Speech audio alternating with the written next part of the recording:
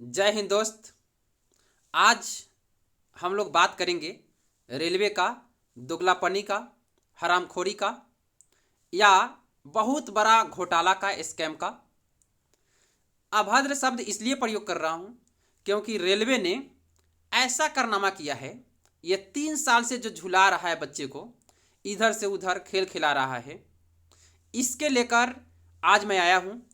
और कल हम लोगों ने एक ट्विटर पे बहुत बड़ा कैंपेन चलाएंगे जिसमें मेरा टैग होगा HRRB NTPC slash first student, फिर 1 होगा, इसके बाद रिजल्ट होगा। ध्यान ये बात का रखना है कि स्टूडेंट और रिजल्ट ये दोनों का दोनों स्मॉल है, जबकि RRB NTPC ये आपका कैपिटल में रहेगा। दोस्तों, आप इसे आप ट्वीट कराने से पहले ही आपको लिख लेना है। बाद में आपको सिर्फ कॉपी पेस्ट करना है और बार बार रीट्वीट करना है। कल 11 बजे यानी कि 11 बजे से स्टार्ट कर देना है, ठीक है। और ये हम लोगों ने कंटिन्यू इसको रखना है क्योंकि एक दिन से काम नहीं चलेगा।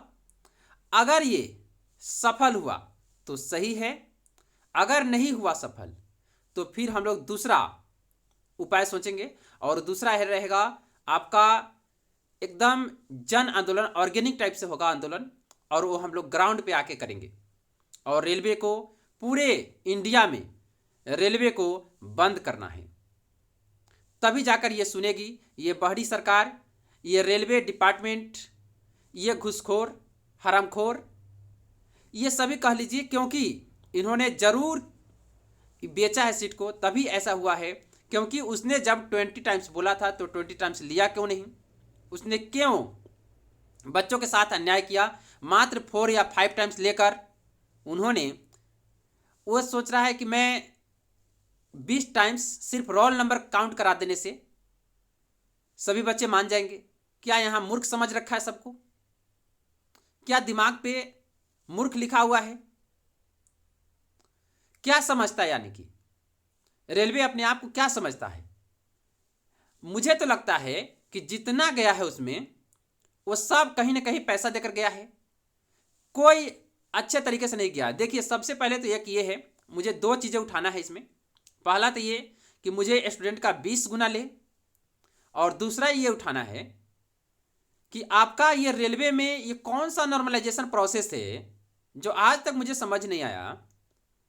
जबकि मैं मैथ पढ़ाता हूं और मुझे समझ नहीं आया कि नॉर्मलाइजेशन कौन सी प्रोसेस चलता है कि 100+ हो जाता है। मैं ये रेलवे वाले डिपार्टमेंट से पूछता हूं कि आपका कोई भी अधिकारी है जो कितना ही महान है और कितना ही तेज है, उसे बैठा दिया जाए।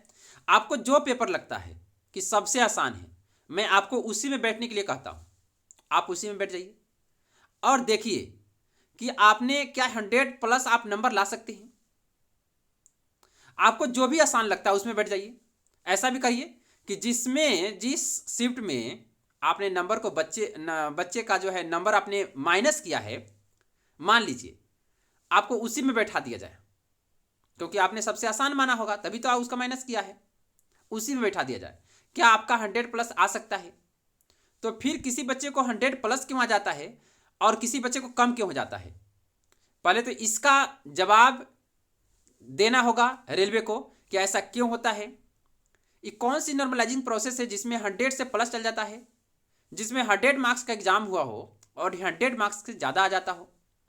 तो मुझे दूसरा चीज़ ये है कि इस पर सवाल उठाना है। और जो बच्चा यार 70 के आसपास लाता है, जो यानी कि 60 एभव लाता है, उस काफ़ी जेन्युइन बच्चा है यार, तुमने क्या किया उसके साथ? इतना इतना कटअप चल जाता है, कैसे चला जाता है यार? तुमने तो नॉर्मल क्वेश्चन पूछा भी नहीं, इतना क्वेश्चन कहाँ कहाँ से पूछा, और बिना सिलेबस इधर उधर, आपका कोई फिक्स सिलेबस नहीं है, तब इतना ज़्यादा कटअप चला जाता है। इसका क्या मतलब है यार? ऐसे नाइंसाफ़ी कब तक करोगे यार? ये जो बहरी और गूंगी सरकार है, इसे भी देखना होगा और इसे भी गिराना होगा। अगर ये प्रोसेस अगर कामयाब नहीं रहता है तो एक जन आंदोलन होगी और पूरे इंडिया में होगी और पूरे रेलवे को बंद किया जाएगा। तब आपको किसी भी हाल में सुनना ही पड़ेगा। और आप समझ लीजिए, अगर पूरे बच्चे अगर एक साथ हो जाएं तो क्या हो सकता है, क्योंकि जिधर युवा अगर एक साथ मुड़ा, देश की गति उधर ही पलट जाएगी। आपकी एक तो मुझे समझ में नहीं आता कि जब जब आपका सरकार का चुनाव जब भी आता है तभी आप रेलवे का इसका बार बार आप एग्ज़ाम कराते हो या रिजल्ट देते हो, तभी जब जब आपका चुनाव आता है तभी तभी होता है। ऐसा क्यों होता है यार? आप लोग ऐसा नहीं कर सकते कि इसका पूरा एक साल में कोई भी एग्ज़ाम निकाले, एक साल के अंदर पूरा कैलेंडर आप क्लियर कर ले। मान लीजिए कोई खुदा न खास्ता कुछ हो जाता है तो आप थोड़ा सा बढ़ा लीजिए टाइम, लेकिन आपको कैलेंडर देना चाहिए। एक साल के अंदर आपको कोई भी पेपर करा लेना चाहिए। इससे बच्चा का मनोबल भी बढ़ा रहेगा और बच्चा जो तैयारी करता है उसको भी रहेगा। हाँ देखिए, जब भी 3 साल 4 साल प्रोसेस यार, अभी प्री करने में ही 3 साल लगा दिए, बताइए उस बच्चे का क्या गुजरेगा यार? इतना पैसा कहाँ से अफोर्ड कर पाएगा? क्या लगता है तैयारी में पैसा नहीं लगता क्या? इधर आपका जो बार बार एग्जाम होता है, ये होता है, 3-3 साल 4-4 साल कौन वेट करता है यार? और ये बच्चे वेट कर रहे हैं इतनी धैर्य के साथ। शर्म आनी चाहिए इस रेलवे डिपार्टमेंट या कोई भी एग्जाम, अधिकांश एग्जाम का यही है यार। आप एक साल में क्यों नहीं लेते? आपको एक साल के अंदर पूरे कैलेंडर डालने में क्या जाता है? आपका चुनाव तो टाइम से हो जाता है।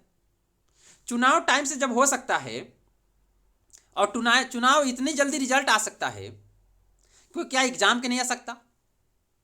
कौन सी प्रोसेस ले रखे हो यार? मोदी जी, मैं आपसे हाथ जोड़कर विनती करता हूं कि आप कम से कम इस पे ध्यान दीजिए और यूथ का कम से कम टाइम बर्बाद मत कीजिए यार। टाइम इतनी बर्बाद होती है बच्चों का, टाइम प्लस मनी।